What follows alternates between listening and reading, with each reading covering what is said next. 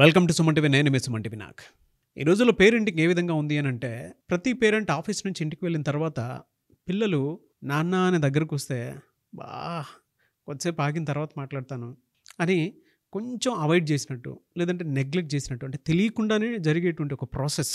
ఆ ప్రాసెస్ వలన పిల్లల మనస్తత్వ లక్షణాలు ఏ విధంగా దెబ్బతింటున్నాయి అండ్ చిన్నప్పటి నుంచి పెరిగే విధానంలో అదే ప్రాసెస్ రిపీటెడ్గా, అదే బిహేవియర్ రిపీటెడ్గా మనం చేసుకుంటూ వెళ్ళిపోతూ ఉంటే వాళ్ళు ఎంత మానసికంగా దెబ్బతింటారు, తెలియకుండానే ఒక్కొక్క లాంటి చీదరికి గురవుతూ ఉంటారు. అట్ ద సేమ్ టైం పిల్లల్లో ఇంకా వీళ్ళు ఎంతే అనేటువంటి ఆలోచన నుంచి వాళ్ళు ఎక్కడి దాకా వెళ్తారు అనేది ఈ వీడియో మొత్తం పూర్తిగా మీరు చూడండి. మన పిల్లల్ని మనం ఒక చిన్న మాట అన్నా, నెగ్లెక్ట్ చేసినట్టు అనిపించినా, లేదంటే వాళ్ళని పట్టించుకోకుండా మన పని మనం చేసుకుంటూ ఉన్నా కూడా వాళ్ళు లోపల ఏ విధంగా ఫీల్ అవుతారు అనేది వీడియో మొత్తం పూర్తిగా చూసిన తర్వాత మీకు అర్థమవుతుంది. అండ్ చూసినటువంటి వాళ్ళు ఆ పిల్లల హెల్త్ ఎమోషన్ గురించి December 28 నుంచి మేము ఒక క్లాస్ కండక్ట్ చేయబోతున్నాము. నేను, షఫీ గారు, ఎమోషనల్ హెల్త్ కోచ్ షఫీ గారు, మేము కలిసి ఒక క్లాస్ని డిజైన్ చేశాము.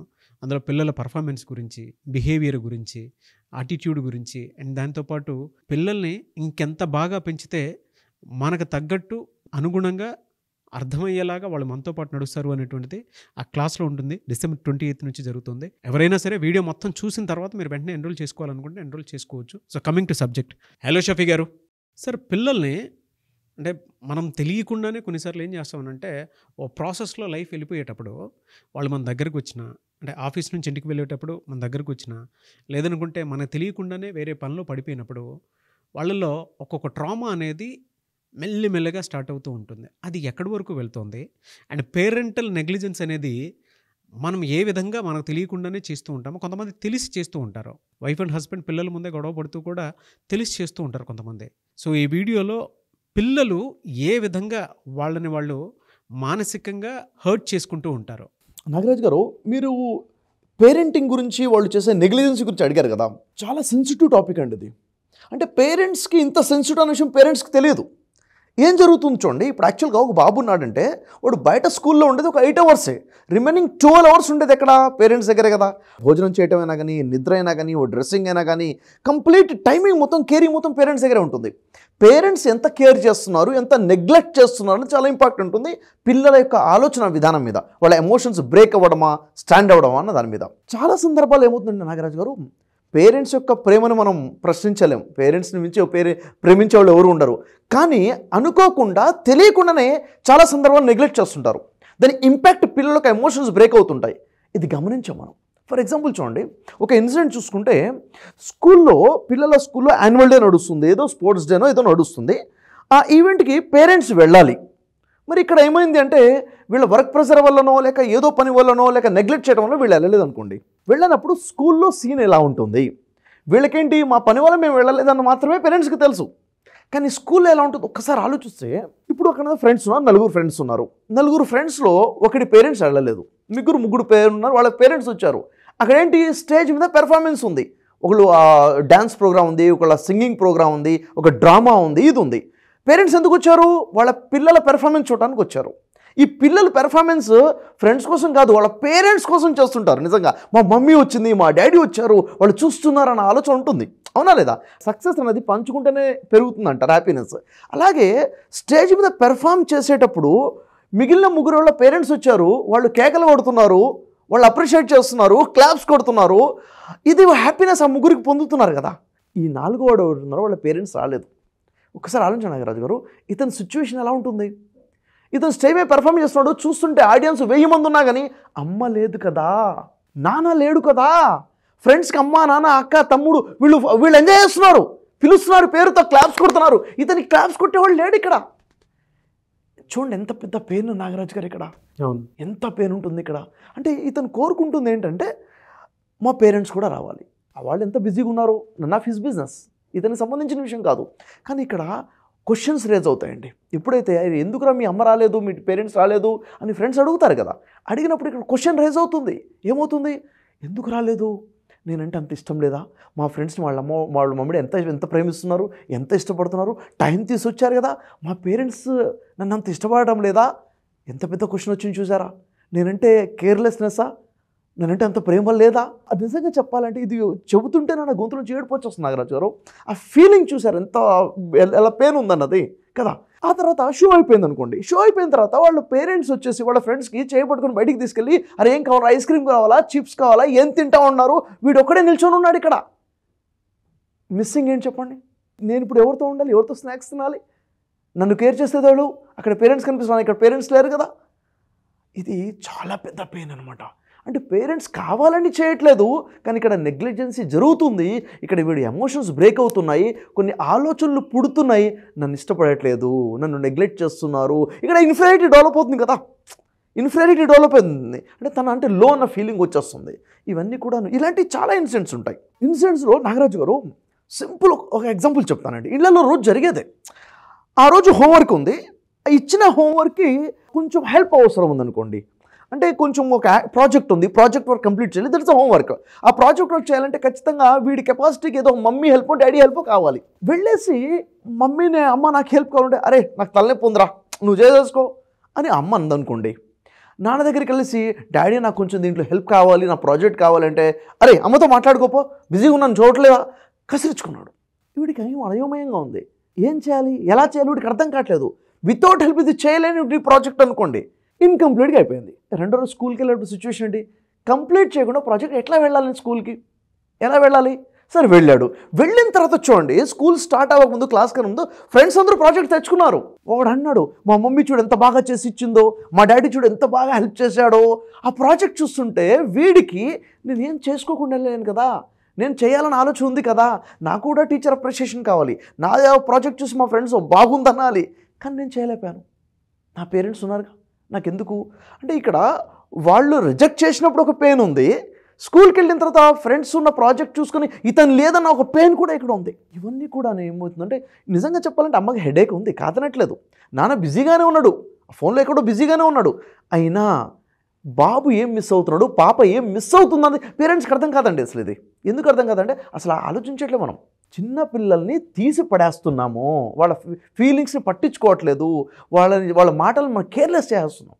అందుకే చూడండి, స్కూల్లో పేరెంట్ టీచర్ మీటింగ్ ఉంటుంది చాలా సందర్భాల్లో. ఉన్నప్పుడు చాలామంది పేరెంట్స్ అటెండ్ అవ్వరండి. ఏంటి అసలు అదో పనిలాగా, అదొక డ్యూటీ, వెళ్ళాలా, అంత అవసరమా, ఏముంటుందిలే అన్న ఫీలింగ్ ఉంటుంది. యాక్చువల్ పేరెంట్ టీచర్ మీటింగ్లో అక్కడికి వెళ్తే పిల్లల బిహేవియర్ స్కూల్లో ఎలా ఉంది, పిల్లల బిహేవియర్ ఇంట్లో ఎలా ఉంది, ఇంట్లో బిహేవియర్ ఎలా ఉందో టీచర్స్ తెలియదు, స్కూల్లో బిహేవియర్ ఎలా ఉందో పేరెంట్స్కి తెలియదు కదా. యాక్చువల్గా అక్కడికి వెళ్ళిన తర్వాత నీ మార్క్స్ షీట్, రిపోర్ట్ కార్డ్ ఇస్తారు, రిపోర్ట్ కార్డ్ తీసుకోవడం కోసం వెళ్ళట్లేదు అక్కడికి. ఇంటికి వచ్చి కూడా రిపోర్ట్స్ తీసుకోవచ్చు, మార్క్స్ చూసుకోవచ్చు, బిహేవియర్ ఎలా ఉంది అంటే నా బాబు అక్కడ యాక్టివ్గా ఉన్నాడా లేదా, నా పాప ఎలా మాట్లాడుతుంది, ఎక్కడైనా బుల్లింగ్కి గురవుతుందా. నాగరాజు మనం ఒక వీడియో చేసాం మనం బుల్లింగ్ గురించి, ఎలా హెరాస్మెంట్ జరుగుతుంది, ఏం జరుగుతుంది అన్నది. అసలు నా కొడుకే ఎవరన్నా ఇబ్బంది పెడుతున్నాడా, కంప్లైంట్స్ ఏమైనా ఉన్నాయా, తెలుసుకోవాలా లేదా, తెలుసుకోవాలి. ఇది ఒక responsibility sir. Parent teacher meeting అంటే అక్కడ ఉన్న 8 గంటల్లో నా బాబు నా కూతురు ఎలా ఉంటుంది, బిహేవియర్ ఏంటి, కంప్లైంట్స్ ఏమైనా ఉన్నాయా తెలుసుకోగలాలి. ఇంట్లో ఎలా ఉంటుందో అక్కడ వాళ్ళకి టీచర్ కూడా తెలియాలి కదా. ఎందుకంటే పిల్లలు ఫ్రెండ్స్తో ఉన్నప్పుడు ఒకలా ఉంటారు, టీచర్స్ ముందు ఒకలా ఉంటారు, ఇంట్లో ఒకలా ఉంటారు, 3 ఫేసెస్ ఉంటాయి. ఇది మనకు తెలియాలి. ఇర్రెస్పాన్సిబిలిటీగా ఉంటే అక్కడ లాస్ అయిపోయిన తర్వాత మనం ఏం చేయలేం పేరెంటింగ్లో కదా. ఇవన్నీ కూడా పేరెంట్ చూసుకోవాల్సిన విషయాలు ఇవి తప్పకుండా. ఇంకా థర్డ్ ఒక ఇన్సిడెంట్ చూసుకుందాం నాగరాజు గారు. పిల్లలు ఏదైనా మంచి అచీవ్మెంట్ జరిగింది అనుకుందాం, అంటే ఒక మంచి అచీవ్మెంట్, ఒక మంచి రిపోర్ట్ కార్డ్ వచ్చింది, మంచి మార్క్స్ వచ్చాయి, వాళ్ళు ఏదో మంచి డ్రాయింగ్ చేసేసారు, అది స్కూల్లో అప్రిషియేషన్ కూడా వచ్చింది. అది నిజమైన హ్యాపీనెస్ ఎప్పుడు ఇంటికి వచ్చి ఉంచుకున్నప్పుడే కదా. ఇంటికి వచ్చి బ్యాగ్ అక్కడ పడేసి రిపోర్ట్ కార్డ్ తీసుకుని సోఫా మీద కూర్చొని ఉన్నటువంటి డాడీకి తీసుకొచ్చి, డాడీ చూసావా నా రిపోర్ట్ కార్డ్ చూసావా అని చెప్పేసి హ్యాపీగా వచ్చేసి ఉంచుకున్నారు. డాడీ అక్కడ టీవీ షో చూస్తున్నాడు, ఆ టీవీలో సినిమా పెట్టుకుని చూస్తూ ఎంతగా ఇన్వాల్వ్ అయిపోయాడంటే ఈ రిపోర్ట్ కార్డ్ తీసుకొని పక్కన టేబుల్ని పెట్టేసి ఏంట్రా బాగున్నావా అని చెప్పి మాట అనేసి అసలు ఇక్కడ పట్టించుకోవట్లేదు. సరే కానీ వాటర్, గ్లాస్లో వాటర్ తీసి రాపోంటున్నాడు డాడీయే. అంటే అసలు ఇక్కడ కోరుకుంటున్న హ్యాపీనెస్ ఏంటి, ఇక్కడ నా అప్రిషియేషన్ అని కోరుకున్నాను. ఎందుకంటే ఒక అచీవ్మెంట్కి అప్రిషియేట్ చేస్తేనే నెక్స్ట్ లెవెల్ అనేది ఉంటుంది. ఇక్కడ కంప్లీట్గా నెగ్లెక్ట్ చేయడము, ఇటు పేరెంట్స్ వైపు, అమ్మ వైపు నుంచి అయినా, నాన్న వైపు నుంచి అయినా కానీ, అంటే నా కష్టానికి నా గుర్తింపు కూడా గుర్తింపే లేదు. సరే డాడీ చూడు రిపోర్ట్ కార్డ్ అంటే, అవునా ఎక్కడ సైన్ చేయాలి అని చెప్పి సంతకం పెట్టేశాడు. ఒక్కసారి ఆలోచించండి, ఇలాంటి ఇన్సిడెంట్ జరగట్లేదు అనుకుంటారా నాగరాజు గారు? చాలా ఇన్సిడెంట్ జరుగుతున్నాయి. అంటే అక్కడ అప్రిషియేషనే లేనప్పుడు పిల్లవాడు ఇంకెందుకు చదవాలి అన్న క్వశ్చన్ రేజ్ అవ్వదా? ఇక్కడ వీళ్ళకి ఏమనిపిస్తుంది, వీడి సినిమాలో ఇన్వాల్వ్ అయి ఉన్నాడు తప్ప పిల్లలు మాట్లాడేది రిపోర్ట్ కార్డ్ లేక ఒక డ్రాయింగ్ షీట్ దానికి సంబంధించి ఇన్వాల్వ్మెంటే లేదే, అప్రిసియేషన్ లేకుండా పోతుంది. దీనివల్ల ఏమవుతుందంటే నెక్స్ట్ టైం ఇంకేదైనా చేయాలంటే ఎందుకు చేయాలి, అవసరమా అన్న ఫీలింగ్తో ఇంకా ఇంట్రెస్ట్ పోతుంది. ఇవన్నీ కూడా చాలా పెద్ద ఇంపాక్ట్ ఉంటాయి అన్నమాట. ఇంకా ఒక ఫోర్త్ ఇన్సిడెంట్ చూసుకుంటే ఇంటి విషయం చూసుకుందాం. సిబ్లింగ్స్ ఉన్నారు, అక్క చెల్లెలో లేక అన్న తమ్ముడు ఉంటారు ఇంట్లో. డిఫరెన్స్ వస్తాయి లేదా అంటే చిన్నపిల్లలు ఉన్న తర్వాత ఏదో డిఫరెన్స్ వస్తుంటాయి. పెన్ విషయంలోనో నోట్స్ విషయంలోనో ఏదో పని చేసే విషయం నువ్వు చేయమంటే నువ్వు చేయని చెప్పేసి మాట అనుకుంటుంటారు చిన్నపిల్లలు, వాళ్ళకి అర్థం కాదు. అన్న ఏదో తమ్ముడిని అన్నాడు, వీడు చాలా విపరీతంగా బాధపడుతూ పేరెంట్స్ దగ్గరకు వచ్చేసి ఏడుస్తూ వచ్చాడు అన్నాడు. అప్సెట్ అయిపోయినాడు, ఏడుస్తూ వచ్చేది బాధ చెప్పుకోవడానికి పోతే అరుగు నువ్వు ఎప్పుడు ఏడుస్తూనే ఉంటావు. ముందే వాడికి బాధ అక్కడ ఏదో అన్నేదో అన్నాడు. ఆ పెయిన్ అమ్మకి చెప్పుకుంటే ఓదార్పు వస్తుందేమో, నాన్నకి చెప్పుకుంటే నాకు సొల్యూషన్ దొరుకుతుందేమో అన్న ఆలోచనతో వచ్చేసి చెప్పుకోవడం మొదలు పెడితే ఆగరా ఎప్పుడు ఏడుస్తుంటావు నువ్వు పక్కకెళ్ళు. వీళ్ళ బిజీ ఉండొచ్చు, వీళ్ళిద్దరు ఎక్కడో ఘర్షణ పడుతున్నారు, వైఫ్ అండ్ హస్బెండ్ ఎక్కడో ఏదో విషయంలో ఘర్షణ పడుతున్నారు. కానీ వీళ్ళ యొక్క మాట ఏమైతుందో తెలుసా, షట్టప్ అన్న మాట, వెళ్ళిపో అన్న మాట ఏదైతుందో బ్రెయిన్ మీద పడిపోతుంది. సరే ఇది ఇంకేం మాట్లాడకూడదు, అమ్మ నాన్నకి నేను చెప్పకూడదు, నా ఎమోషన్స్ వీళ్ళకి అర్థం కావు అన్న ఫీలింగ్. అంటే వీళ్ళంతా ఒక మాటే, వీళ్ళ సిచ్యువేషన్ వీళ్ళు చూస్తున్నారు కదా తప్ప పిల్లల ఎమోషన్స్ని చూడలేకపోతున్నారు. నిజంగా చెప్పాలంటే ఇలాంటి సిచ్యువేషన్ 1-2-3 సార్లు ఇలా ఇన్సిడెంట్ జరిగిందంటే ఇక ఎప్పటికి కూడా నా ఫీలింగ్స్ నా పేరెంట్స్కి చెప్పుకోవద్దు, నా ఎమోషన్స్ నా పేరెంట్స్కి చెప్పుకోవద్దు, ఎందుకంటే వాళ్ళు నన్ను వినరు. ఎందుకు వినరంటే నేనంటే వాళ్ళకి ఇష్టం లేదు అన్న ఫీలింగ్ వాళ్ళకి వచ్చేస్తుంది. అంటే నా పేరెంట్స్ అంటే నాకు ఇష్టం, నన్ను ఇష్టపడరు. అలాంటప్పుడు ఏమైపోతుంది, వాళ్ళకి ఏం పంచుకోనప్పుడు, వాళ్ళ బాధలు పంచుకొని వాళ్ళ సంతోషాలు పంచుకునే సిచ్యువేషన్ ఉన్నప్పుడు చివరికి వాళ్ళ ఎమోషనల్గా ఏమైపోయారు, వీక్ అయిపోయారు, లోన్లీనెస్ వచ్చేస్తుంది. నేను ఒక్కడనే, నాకు ఎవరూ లేరు అన్న ఫీలింగ్ డెవలప్ అయిపోయిన తర్వాత ఒకసారి ఊహించండి, వాళ్ళ పెర్ఫార్మెన్స్ ఎడ్యుకేషన్లో పోతుంది, నలుగురితో ఇంట్లో కలిసి ఉండే విషయంలో పోతుంది. అమ్మ నాన్న మీద నమ్మకం లేనప్పుడు ఇంకా బయట ఉండి నమ్ముతాడు. నాగరాజు గారు ఇన్సిడెంట్ నెంబర్ 5 తీసుకుంటే వింటే చాలా సిల్లీగా అనిపిస్తుంది. మీ జీవితంలో జరిగి ఉండొచ్చు, నా జీవితంలో జరిగి ఉండొచ్చు, మనందరికీ వింటే అవును కదా అనిపిస్తుంది. చేతిలోంచి ఏదో జారి పడిపోవడం కామన్. చిన్నపిల్లలు అయితే ఏదో తగులుతూ ఉంటారు, పడేస్తూ ఉంటారు, ఇది వెరీ కామన్. అది గ్లాస్ కావచ్చు, స్పూన్ కావచ్చు, ఇంకేదైనా కావచ్చు, అవునా లేదా? ఇలా పడిపోగానే వెంటనే అది ఏం జరిగిందిరా అని చెప్పేసి కోపం చేయడం మొదలు పెట్టడం, నీకు చేతుల్లో బలమే ఉండదని చెప్పడము, వెంటనే వెళ్ళేసి వాడిని గట్టిగా బంధించడము, అవసరం దెబ్బేసేయడము. ఈ బిహేవియర్ తల్లిదండ్రులు అమ్మగానే నాన్నగానే అప్పుడప్పుడు చేస్తుంటారు. ఎందుకు చేశారంటే నిజంగా వాడు పడేశాడని కాదు, వీడితో ఫ్రస్ట్రేషన్లో ఉంటాడు. ఇక్కడ వీడితో ఫ్రస్ట్రేషన్లో ఉండే చేస్తే ఆ పిల్లవాడు నిజంగా పెద్ద తప్పేం చేయలేదు నాగరాజు గారు. అది చేతిలో జారి పడిపోవడం యాక్సిడెంటల్గా జరిగింది. అసలు ఏం జరిగింది, ఎందుకు జరిగింది అన్న విషయం కూడా చూసుకోకుండా వెంటనే వాడు తిట్టడం మొదలు పెడితే, అంటే ఇక్కడ ఓవరాల్గా ఏమవుతుందంటే నేను తిడితే తిరిగి వాడు తిట్టాడు కదా, లైట్గా తీసేసుకుంటూ ఉంటాం అనమాట. వాడి ఎమోషన్స్ని మనం అసలు పట్టించుకోము. ఆ చిన్న అమ్మాయి చిన్న పాప ఎమోషన్ పట్టించుకోకుండా గట్టిగా తిట్టేయడం వల్ల ఏమైపోతుందంటే చిన్న చిన్న విషయాలు చిన్న తప్ప కొట్టేయడం తిట్టేయడం కూడా చాలా జరుగుతుంటాయి అనమాట పిల్లల విషయంలో. ఎప్పుడైతే ఇలా జరుగుతుందో అప్పుడు వాళ్ళ ఎమోషన్స్ మొత్తం లోపల బ్రేక్ అయిపోతుంటాయి నాగరాజు గారు, ఎమోషన్స్ డ్యామేజ్ అయిపోతుంటాయి.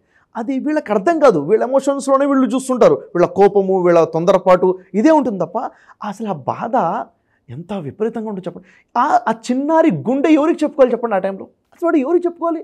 ఒక వ్యక్తి మీరు నన్ను ఒక మాట అంటే నేను మిమ్మల్ని ఒక మాట అంటాను, ఆ పెయిన్ బయటకు వచ్చేసి నేను మాట అనేసరికి వాడు ఒక మాట అనలేక తిట్టగానే తిరిగి ఏమైనా మాట్లాడితే ఇంకో కొడతారు అన్న భయంతో ఉన్నప్పుడు ఆ ఎమోషన్స్ అంతా బ్రేక్ అయిపోయి ఉంటాయి. ఇంకా లోపలికి అంటే లోపలికి వెళ్ళిపోతాడు కంప్లీట్గా, తన ఇన్ఫీరియారిటీలోకి వెళ్ళిపోతాడు అనమాట. ఆ రోజు తన మూడ్ ఎలా ఉంటుంది? హోంవర్క్ చేయడా, ఇంకెవరితో మాట్లాడా, అన్నం తినబుద్ది కదా, హెల్త్ డ్యామేజ్ అవుతుంది, ఎమోషన్స్ డ్యామేజ్ అయిపోయి ఉంటాయి, హోంవర్క్ చేయకపోతే స్కూల్లో మళ్ళీ నెగిటివిటీ, ఇదంతా కూడా కంటిన్యూస్ ప్రాసెస్ అనమాట. చాలామంది ఇళ్ళలో నాగరాజు గారు డైలీ తిట్టడం కుట్టడం కామన్గా ఉంది. ఇలాంటి చాలా ఫ్యామిలీస్ ఉన్నాయి. అంటే వాళ్ళ చేతులతో వాళ్ళ పిల్లల యొక్క జీవితాన్ని నాశనం చేస్తున్నారు, వాళ్ళ ఎమోషన్స్లో నెగిటివిటీని నింపేస్తున్నారు కంప్లీట్గా. మరొక ఇన్సిడెంట్ 6th ఇన్సిడెంట్ మనం చూసుకుంటే నాగరాజు గారు, అంటే ఇలా కూడా ఉంటుందా అని మీకు అనిపించవచ్చు. ఉంటాయి ఇన్సిడెంట్స్, ఎలా ఉంటాయి చూడండి. ఇంట్లో వైఫ్ అండ్ హస్బెండ్ కానివ్వండి, లేక మదర్ ఒకటే ఉంది, టీవీ చూసుకుంటూ కూర్చుంది, కామెడీ షోస్ చూస్తున్నారు. చూస్తూ అన్నం వండే టైం అయిపోయింది, భోజనం తయారు చేసిన టైం అయిపోయింది, స్నాక్స్ టైం అయిపోయింది, పిల్లవాడికి ఆకలి అవుతుంది, అమ్మ ఆకలి వీడు అంటుంటాడు, ఆగరా అని చెప్పేసి ఆ మూవీ కంప్లీట్ అయ్యేంతవరకు, లేకపోతే సీరియల్ కంప్లీట్ అయ్యేంతవరకు, లేకపోతే కామెడీ షో కంప్లీట్ అయ్యేంతవరకు దీంట్లో ఇన్వాల్వ్ అయిపోయి ఉండడము, వీళ్ళ కేర్ చేయడము. అంతకు అవసరమైతే బద్ధకంగా లేచేసి 2 minutes నూడిల్ తయారు చేసి ఇవ్వడం, అంటే జంక్ ఫుడ్ ఇవ్వడం. వాళ్ళకి ఏమైపోతుందంటే ఈ నెగ్లిజెన్సీ కంటిన్యూస్గా ఉండేవాళ్ళు కూడా ఉంటారు. వాళ్ళ వర్క్ ప్రెజర్ అయి ఉండొచ్చు, వర్కింగ్ ఉమెన్స్ ఉన్నారు, ఆ ప్రెజర్లో అయి ఉండొచ్చు. మదర్స్ అందరూ ఇలా ఉన్నారని చెప్పట్లేదు, ఇలా నెగ్లెక్ట్ చేసే వాళ్ళు ఉన్నారు అంటున్నాను. నెగ్లిజెన్సీ ఏ వర్క్ ఉన్నా నెగ్లిజెన్సీ. చాలా సందర్భాల్లో వర్కింగ్ ఉమెన్ అయినా లేక చాలా మంది పిల్లవాడిని ఇంట్లో వదిలేసి బయటికి ఫంక్షన్స్కి వెళ్ళిపోయే పేరెంట్స్ ఉన్నారు. ఇప్పుడే వచ్చేస్తాను 2 hours అని చెప్పేసి వెళ్ళిపోయేవాళ్ళు ఉన్నారు. పిల్లల్ని వదిలేసి లోన్లీనెస్ ఇక్కడ, వర్కింగ్ ఉంటే ఇంట్లో వదిలేసి బయటికి వర్కింగ్ కోసం వెళ్ళిపోయేవాళ్ళు ఉన్నారు. ఈ నెగ్లిజెన్సీ ఫుడ్ విషయంలో కానివ్వండి, ఒంటరిగా వదిలేసి వెళ్ళిపోవడం కానివ్వండి, ఏంటంటే ఇంకా వేరే మార్గం లేదనుకోవడము, అసలు ఆలోచన చేయకపోవడము, దీని ఇంపాక్ట్ పిల్లల మీద చాలా ఎక్కువగా పడిపోతుంది. ఈ నెగిటివిటీ ఏమవుతుందంటే, నెగిటివిటీ వల్ల ఎమోషన్స్ బ్రేక్ అయినప్పుడు వెళ్తేనేమో ఇన్ఫీరియారిటీలోకి వెళ్ళిపోతాడు, లేకపోతే నెగిటివ్ థాట్స్, రివెంజ్ థాట్స్ వస్తాయి నాగరాజు గారు. అందుకే కొంతమంది పిల్లలు అగ్రెసివ్గా ఎందుకు ఉంటారంటే, ఇలాంటి వాళ్ళే కొంతమంది అగ్రెసివ్గా తయారైపోతుంటారు. అంటే ఫ్రెండ్స్ని కొట్టడము, ఫ్రెండ్స్ని ఇబ్బంది పెట్టడము, అంటే ఇక్కడ ఏదైతే చేయలేకపోయామో అమ్మ నాన్న నన్ను తిడితే దీని రివెంజ్ ఇంకెక్కడో తీసుకోవాలి.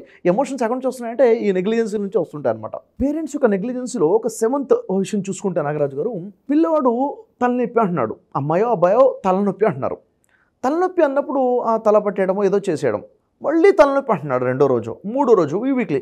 దీన్ని ఏమంటున్నారంటే ఈ తలనొప్పి ఇది చేసేసాయి, ఆయిల్ రాసేసాయి, ఇట్లా కంటిన్యూ ఉన్నా కానీ వదిలేస్తున్నారు. యాక్చువల్గా ఎందుకు ఉంది అన్న ఆలోచన చేయట్లేదు. ఎందుకు వీడు వాటికి తలనొప్పి అంటున్నాడు అన్న విషయం ఆలోచించట్లేదు.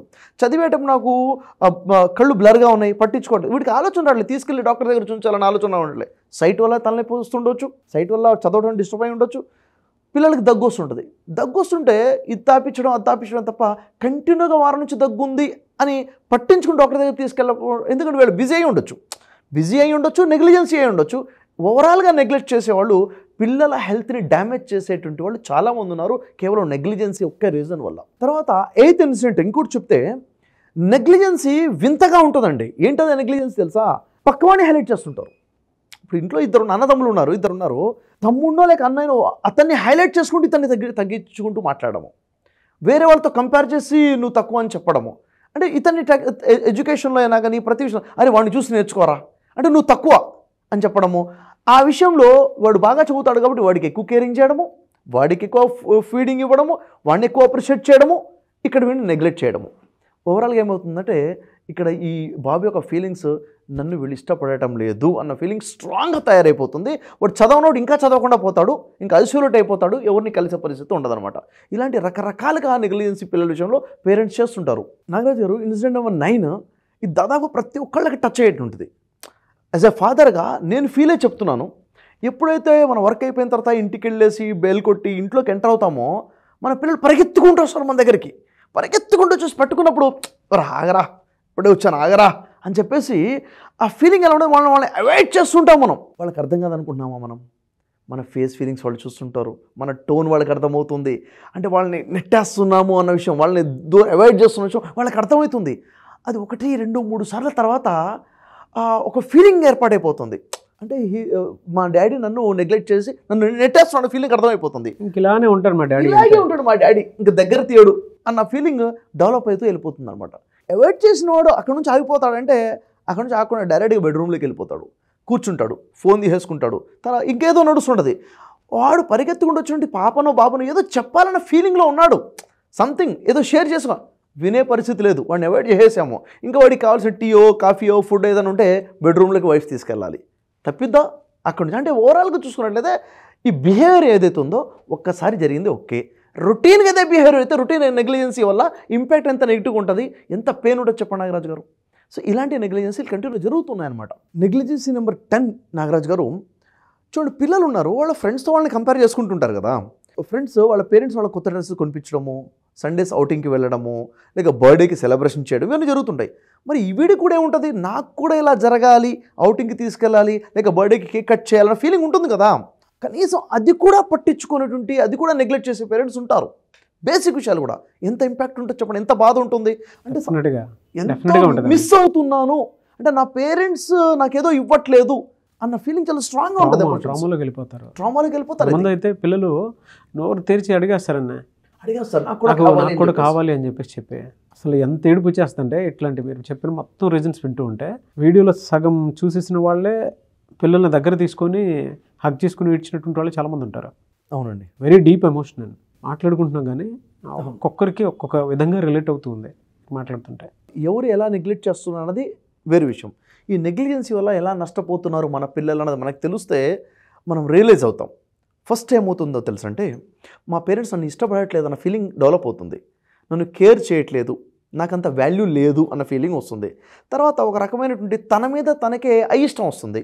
పేరెంట్స్ మీద కూడా అయిష్టం అంటే ఇష్టం లేని తత్వం వస్తుంది.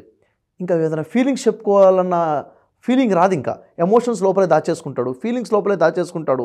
ఫైనల్గా ఏమవుతుందంటే పేరెంట్స్ మీద నమ్మకం పోతుంది. ఇంకా నాకు ఏది కావాలో నేనే చూసుకోవాలన్న ఫీలింగ్ వచ్చేస్తుంది. గ్రాంటెడ్గా తీసుకుంటారు నిజంగా. ఎస్, గ్రాంటెడ్గా తీసుకున్న తర్వాత ఇప్పుడు నాకేం కావాలి, పేరెంట్స్ అడిగేది లేదు, వాళ్ళు వినరో అర్థం చేసుకోరు కదా. కాబట్టి వాడికి కావాల్సిన అవసరం చిన్న చిన్న దొంగతనాలు చేయడం, అబద్ధాలు ఆడటం మొదలు పెట్టేస్తారు. తనకు కావాల్సిన ప్రేమ ఇక్కడ దొరకలేదు కాబట్టి ఇంకెక్కడో వెతుక్కునే ప్రయత్నం చేస్తాడు. బయట వేరే వాళ్ళ దగ్గర ప్రేమించడము, ఇష్టపడము అని చెప్పి మొదలు పెట్టేస్తాడు. True sir. ఎందుకంటే మన ఇంట్లో ఎవరైనా చూడడానికి వచ్చారనుకోండి, పిల్లలు కొంతమంది ఏం చేస్తారనంటే, నేను అత్తయ్య వాళ్ళ దగ్గరికి వెళ్ళేసి వస్తాను, లేదంటే నేను వీళ్ళతో పాటు వెళ్ళేసి వస్తాను, మమ్మీ డాడీని ఇంట్లోనే ఉండమని చెప్తారు, కానీ నేను మాత్రం వాళ్ళతో తిరిగేసి వస్తానని చెప్పి. ఎందుకంటే వీళ్ళు నన్ను అర్థం చేసుకోవట్లేదు, నాకు కావాల్సింది మీరు ఇవ్వలేకపోతున్నారు, నమ్మకం పోయింది. ఇక్కడ ఈ ఫీలింగ్స్ ఎందుకు డెవలప్ అవుతున్నాయంటే ఇక్కడ ఉన్నటువంటి నెగ్లిజెన్సీ వల్ల. వీటన్నిటికీ అసలు ఏంటి సార్ సొల్యూషన్ అంటే ఏం లేదండి, సింగిల్ పాయింట్ సొల్యూషన్. కూర్చొని మాట్లాడాలి. మనం మాట్లాడడం కదా, వాళ్ళని మాట్లాడించాలి. వీడియో అయిపోయిన తర్వాత కంప్లీట్గా చూసినటువంటి వాళ్ళు ఎంతమంది పేరెంట్స్ మీ పిల్లలతో మాట్లాడారో కింద కామెంట్ బాక్స్లో పోస్ట్ చేయండి. మీ పిల్లల పేరు మీరు పోస్ట్ చేయండి, ఇలా మాట్లాడాను, నాకు ఇలా జరిగింది అని చెప్పి ఎంతమంది రియలైజ్ అయ్యి మాట్లాడారో. మాట్లాడిన తర్వాత నాగరాజు గారు వాళ్ళ ఫీలింగ్స్ కూడా టైప్ చెప్పాలి వాళ్ళకి. వాళ్ళు ఏం చెప్పారో కింద డెఫినెట్గా వాళ్ళ ఫీలింగ్స్ని కూడా టైప్ చేసి పంపించండి. ఎందుకంటే తెలుస్తుంది సొసైటీ వాళ్ళ ఏ విధంగా పిల్లల్ని హక్కుని చేర్చుకుంటుంది. సొసైటీలో చాలామంది పేరెంట్స్ మీరు కనుక మీ పిల్లల్ని ఇది విన్న తర్వాత దగ్గర తీసుకుంటే మాత్రం డెఫినెట్గా షేర్ చేయండి. చాలామందికి ఇలాంటి వీడియోస్ వల్ల అవగాహన పెరుగుతుంది.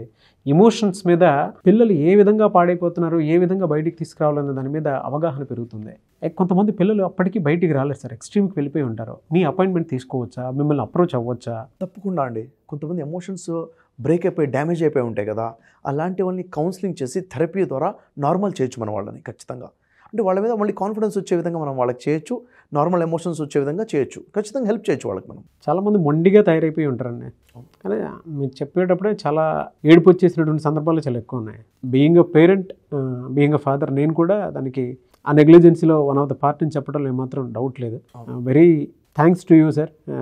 ఎందుకంటే మంచి అవేర్నెస్ వీడియోని ఇచ్చినందుకు. అవునండి. ఎక్స్ట్రీమ్లోకి మీ పిల్లలు కనుకుంటే మాత్రం డెఫినెట్గా మీరు కౌన్సిలింగ్కి తీసుకొని రండి. ఫ్యామిలీతో పాటు కూర్చొని మాట్లాడితే సరిపోతుంది. చాలా విషయాలు బయటకు వస్తాయి, చాలా అర్థం అవుతాయి కూడా. వాళ్ళ సెలబ్రిటీస్ కూడా వాళ్ళ పిల్లల్ని ఎమోషనల్ హెల్త్ కోచెస్ ఉంటారు, షఫీ గారు లాంటి వాళ్ళు, వాళ్ళతో కూర్చొని మాట్లాడి పిల్లలకి ఏం కావాలో ఇస్తున్నారు. పిల్లలు ఎక్కడ తప్పు చేస్తున్నారో తెలుసుకొని వాళ్ళకి అంటే ఎలాంటి సొల్యూషన్ ఇస్తే బెటర్గా ఉంటుందో అవి చేస్తున్నారు. కాబట్టి మీరు స్క్రీన్ మీద మీకు కాంటాక్ట్ నెంబర్ కనిపిస్తుంది, షఫీ గారు టైం ఇస్తారు, దానికి మీరు కాల్ ఆర్ మెసేజ్ వాట్సాప్ చేసినా సరే. మీ పిల్లల కెరీర్ గురించి మీరు మాట్లాడాలి అనుకుంటే మాత్రం, మీ పిల్లల భవిష్యత్తు కావాలి అనుకునేటువంటి ఎవరైనా సరే కాల్ ఆర్ మెసేజ్ వాట్సాప్ చేసినా సరే. Thank you so much Shafi garu. Thank you much అండి.